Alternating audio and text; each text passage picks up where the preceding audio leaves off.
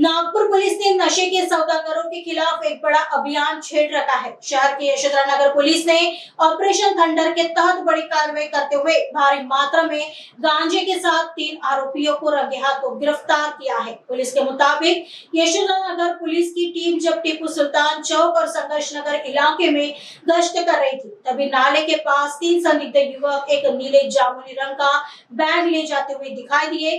Police को अपनी तरफ आता देख तीनों आरोपियों ने भागने की कोशिश की, लेकिन तत्पर पुलिस ने फिल्मी अंदाज में पीछा करके तीनों को धर दबोचा। पकड़े गए आरोपी महाराष्ट्र के बाहर यानी तेलंगाना के रहने वाले हैं। आरोपी सेनिगरम राकेश सेनिगरम कंकैया उम्र 23 वर्ष, रितीश कालूरे राजू कालरे उम्र 19 वर्ष, बिजलीपुर चरण बिजलीपुर रमेश उम्र 25 वर्ष बताया जा रहा है। पुलिस ने इस मामले में आरोपियों से कुल 35,950 रुपए का माल जब्त किया है। आगे की जांच यशोधरा नगर पुलिस कर रही है। दिनांक 28 मे 2026 रोजी यशोधरा नगर पोलीस ठाण्याच्या तपास पथकाकडील पोलीस अंमलदार हे पोलीस स्टेशन हद्दीत पेट्रोलिंग करत असताना पोलीस अंमलदार प्रवीण दिलीपराव जाधव यांना मिळालेल्या माहितीच्या अनुषंगाने यशोधरा नगर बिलाल मस्जिद जवळ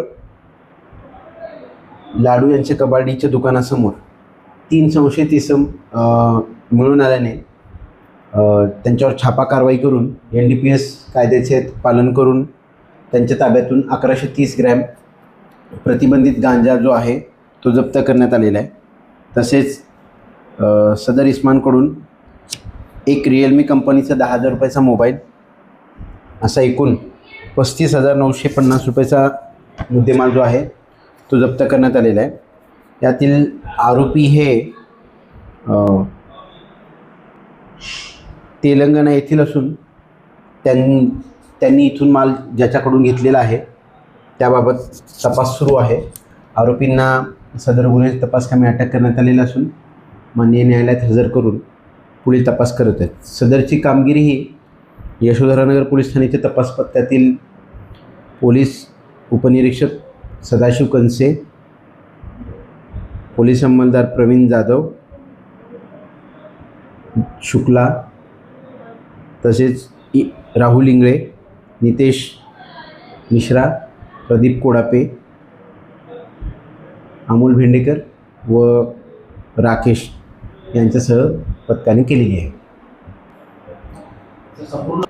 सदर प्रकरणात पुढील तपास चालू असून यामध्ये अटक करण्यात आलेल्या 3 आरोपींनी जो प्रतिबंधित गांजा आहे ज्याच्याकडून घेतलेला आहे त्याचे नाव निष्पन्न झालेले आहे व त्याचा शोध घेऊन पुढील तपास करीत आहोत। यामध्ये आणखीन आरोपी वाढण्याची शक्यता आहे।